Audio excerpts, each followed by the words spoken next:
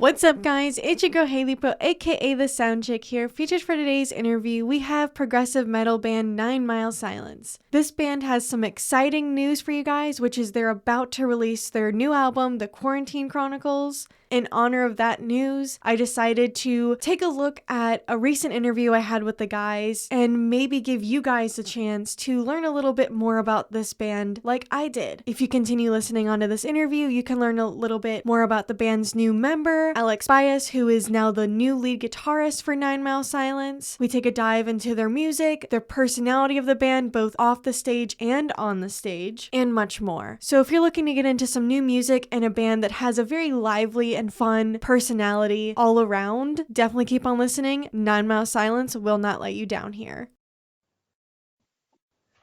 Hey, what's up, guys? This is Greg from 9 Mile Silence. We're on here talking to the SoundChick. For starters, what core influences, inspired 9 Mile Silence? Oh my God. RJ, this is your baby. This is your question, son. Yeah, if we're talking about how this all started, it was actually me and another guy that I used to work with. We decided, hey, well, let's just do some acoustic stuff. And then we was like, hey, let's find a drummer and a bass player. And they're like, okay, cool.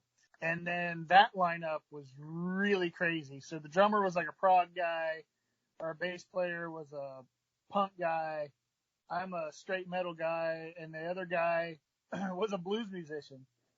So that was one of the most fucked up lineups ever, but it worked. And then we've gone through lineup change after lineup change after lineup change, and I guess I'm the grandpa here because I'm the only original member left. But with each new member, the sound evolved, and it's only evolving to get better. That's a good way to put it. I like that.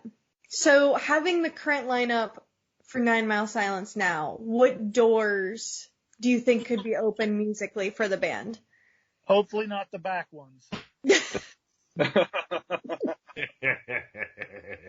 He does not speak for everybody in the band. I see the guy wearing the tiara over there. He's all about the back doors. Honestly, we've played shows with national acts of yesteryear, a lot of new metal bands that we played shows with.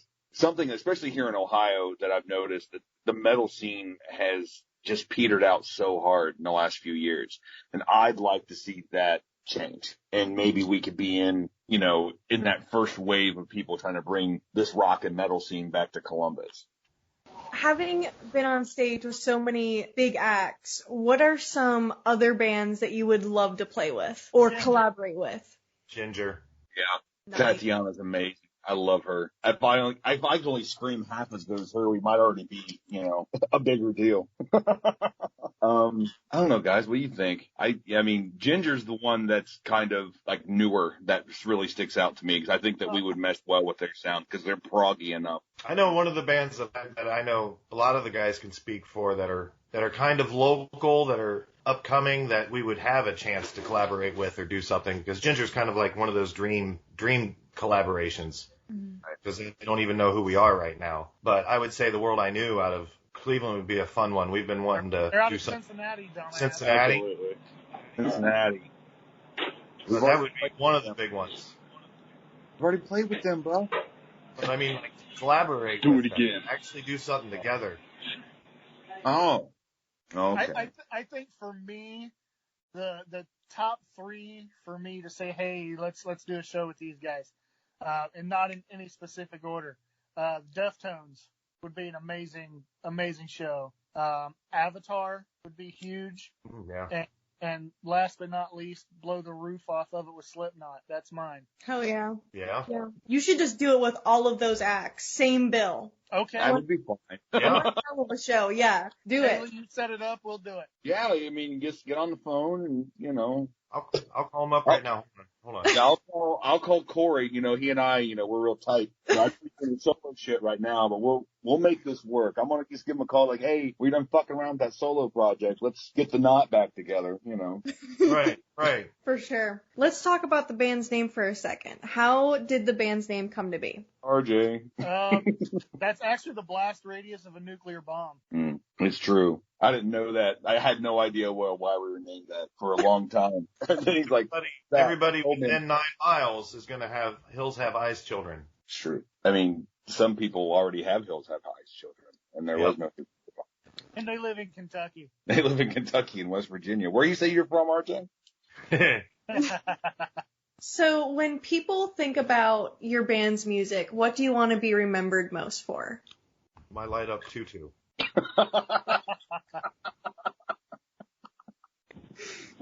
For bringing the thump in an aggressive fashion. Bringing the thump. I love that. I don't know. I mean, for me, I think it's just we have something sonically for just about everybody. We have some more melodic songs. We have songs that are thrashy. I just want everybody to have something that they can latch onto at our shows, whether it be, we try to get involved with the crowd as much as we can, so that's something that I like. I like the crowd involvement. We definitely all perform quite well. We have a good stage show. Yeah. And even when we don't have an audience, even though it's tough and Greg walked around in circles because he didn't have anyone to scream at, we did a live streaming, and even then our performance was pretty raw and pretty energetic. That was strange. But it was strange because there was no one. We should have had Jester Pipe background crowd for us. Because apparently he does that now. Because he does that now. How was it actually going on a live stream versus playing on a stage? It actually was just like a practice. Because even at practice, we're still, as before you started recording, you saw how we interact with each other. But we feed off of each other's energy, even at practice. And the crowd wasn't there, but we were all still there, and we still gave it 110%. So. And we had, there was a photographer, and then there was Jester, and then the light guy. What's his? Chuck. Yeah. So we had the crowd of 3, and honestly, we played the crowds that size at a live show before. So. Right. But I tell you what, we felt like celebrity. We felt like a big style band. Definitely, that helped a lot to get into it. Yeah, that's awesome. I love that it didn't seem like there was too much of a difference there, and you guys seem to still be able to pull it off with high energy. I love that. You guys have some exciting news, which is that you guys are signed with Misanthropic Records, which is a huge milestone for any band. How was that experience being signed? It was really cool. RJ and I, we met in a kind of in the middle of the road place. We all live in different parts of the state, basically. So RJ and I met, and then we called Eric, who is the CEO of Misanthropic, and we did a little phone interview with him, and he gave us all the rundown and everything else. And we decided pretty much on the spot that we were going to sign. Of course, we wanted to talk to everybody else first, but he and I agreed that it sounded like, it's one of those what have you got to lose moments, because they're doing a lot of the legwork for us when it comes to merch store and helping get our name out there and, and just backing us up and everything that we're doing. And why wouldn't we want to do that? And plus Eric's an awesome guy. So that's awesome. So you guys played shows during the pandemic. That's crazy. Were there any differences that you could see in crowd engagement during that time? Yes, it was huge. You could tell who came to the shows together because they would be standing together and there'd be a big space. And then people would gather here, it'd be 5 or 6 people, and then there'd be another big space. And, everybody in the crowd, protocols where you had to wear a mask. We had to wear a mask the whole time, except for when we were on stage. Right. And so, it was different, and all the shows were at half capacity. So the venue was a 600-person venue. It was down to 300. So, right. And that was the hardest thing about the shows was because seeing as it was at half capacity, the ticket prices were half more the money because it was hard to make money and do the shows and promote the shows. So unfortunately, ticket prices were a little higher than normal, but that was also due to the COVID. Right. Right. So I'm going to assume that there wasn't that much like moshing or circle pits. None. That's insane. How do you go to a metal show and not punch somebody in the face? Like I don't know. I mean, yeah. I mean, basically, we were the insanity on stage, and whoever else was playing. You know, I mean, people were still getting into it. You know, Right. and jumping and bobbing and things like that. But there just wasn't any major contact. The only real big mosh pit that we had in the last year was down in Athens. We were playing this Battle of the Bands with the Mumford and Sons sounding band I was telling you about earlier. Ready Aim Flowers is the name of that band. We were playing that show, and we closed the show out. So all the other bands played, all the other kind of, you know, Athens is a kind of a hipster, hippie kind of town. Mm-hmm. And all these hipster kids just started just thrashing and knocking each other down. And after the show, Probably the first time they've ever moshed. It might have been. Yeah. Might have been. But it was really fucking entertaining. And it was cool as fuck. If we could get that kind of reaction at every one of our shows, I would be very, very happy. Oh yeah, I can imagine. Here's a fun one for you guys. What is, or what was, your favorite piece of merchandise you ever bought for yourself? Aaron, no. I think she's talking about band merch, Aaron. Oh, band merch. Band merch. I don't know. Like at any show ever? At any show ever, yeah. Huh. Wow, that's a tough one. I know. For me, and I wish I still had them, but they faded and they're way too small. But for me, it would have been, I went to a Dream Theater show and bought one of the Mike Portnoy hockey jerseys. That was when I was a kid, and it doesn't fit me anymore. And the other one would have been the R40 tour from Rush. I actually got to see them before they stopped playing, and Neil died and everything. And so that was, I wish I still had it, but that was probably a good memory for me, was the R40 tour shirt. That one's hard because I like to buy, you know, something from everybody that, like the headliners we play with. So yeah, that's a tough one. You know, as silly as mine that it sounds, one of my favorite things that I bought was actually at one of our shows, and it's actually the Divine Eminence shirt that I bought. That it's it has their logo and shit on the front, and it says like from Columbus or come below us, Ohio, or something like that. On the back. I have that same shirt.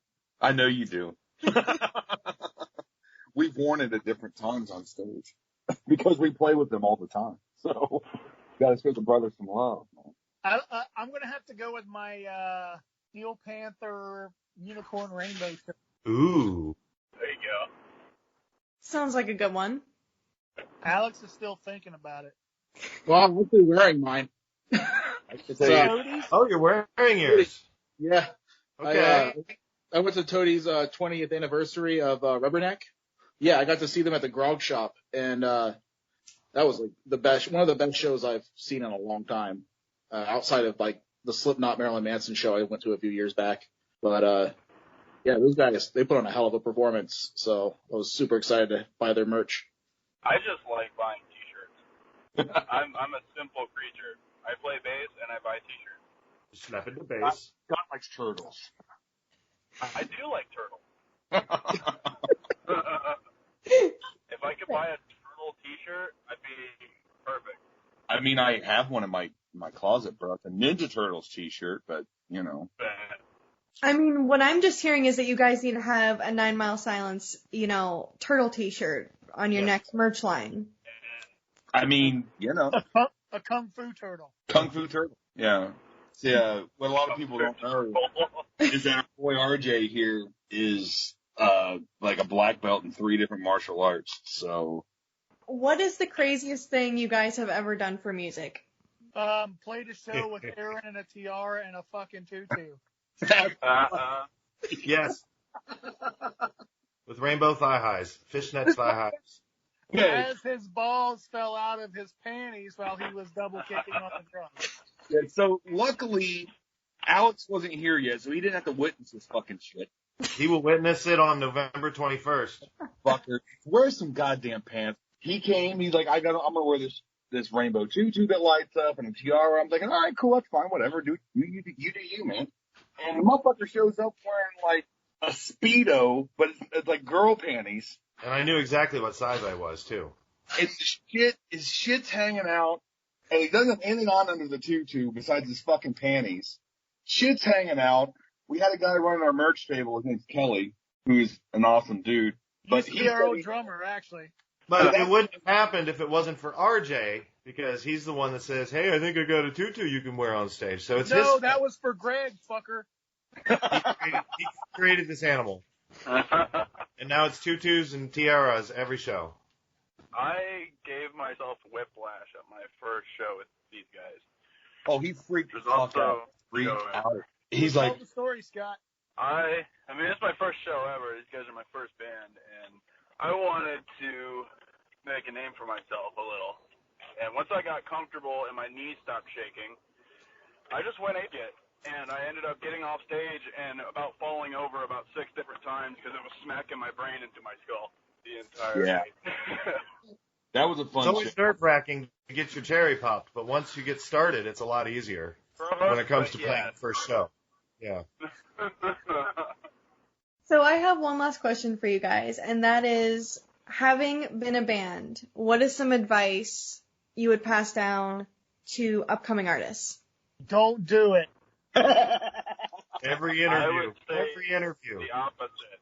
Don't give up. Don't never give up. I was at a point with music where I didn't think I was going to go anywhere, and I was really losing my drive to play. I picked up a bass, and about a week later, I joined this band, and here I am living the thing that I always wanted to do. So I would just say keep at it. Keep working, personally. You know, for me, It's something we want to do, and it's something that we have the drive to do, but if you're going to do it yourselves, don't expect to make money and be famous right away. Be ready to eat. We've been doing it for a while, and we still have plenty of people that we can bring to a show, but it's not like it's cameras and autographs and tons of money just flying at you. It's not going to happen at first. yeah, get ready to play for gas money. It's going to happen. Or get ready to walk off stage, load your gear in your car, and then get stopped at the door and be like, hey, where the fuck's your ticket? And you're like, I'm in the band. That fucking happened, and fuck that guy. I don't understand how that happened, though, because most venues have, like, at least a stamp or a wristband or, you know, a little lanyard. The same dude has done it to Scott twice. Twice. 2 different See, but shows. if you would wear a tutu, they would remember that you're in the band. So we just all need to wear them now. Apparently, breaking my neck and going apeshit isn't enough. Well, nobody knows what the fuck you look like because you're swinging all that fucking hair around. You just need to comb your hair in front of your face before you walk in the door. They'd be like, oh, yeah, that's the bass player. I guess so, yeah. So my advice is, if you enjoy doing something, don't give up on it. I hadn't played in a band for almost a decade before I came back to these guys. Wow. And it was something that, I thought that part of my life was done, because I had kids and I'm like, all right, whatever, that's fine. And then I get a message from Aaron. He's like, hey, you still singing? I'm like, no, not for like 10 years, bro. Where you been? But he's like, you want to come do this thing? I'm like, yeah, it's cool. And I remember how much I love doing it. And these guys are great. Honestly, I mean, Alex is new, but I already like him. So that says something. I don't like many people. So, but no, they like legit are like a family. I mean, we really are. I love these guys like they're my brothers. I really do. I would do anything for them. When you find something like that, just don't give up on it.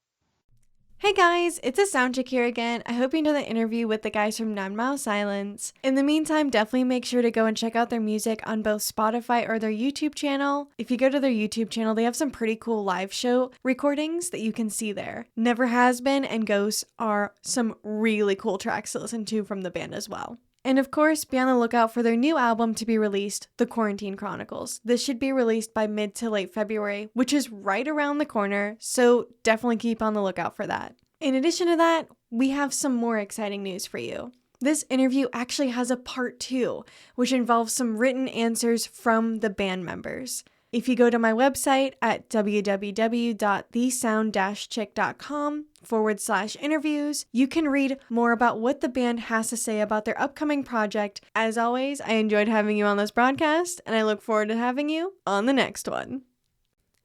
If you would like to stay up to date on news regarding my artist interviews or music reviews, please make sure to follow me on my social media accounts. For Twitter and Instagram, you can follow me at Real SoundChick or on Facebook at The SoundChick. This is a great place to see all of the updates and all of the stuff that I'm doing right now on my website. I look forward to meeting and chatting with each and every one of you there. As always, rock on, my dudes.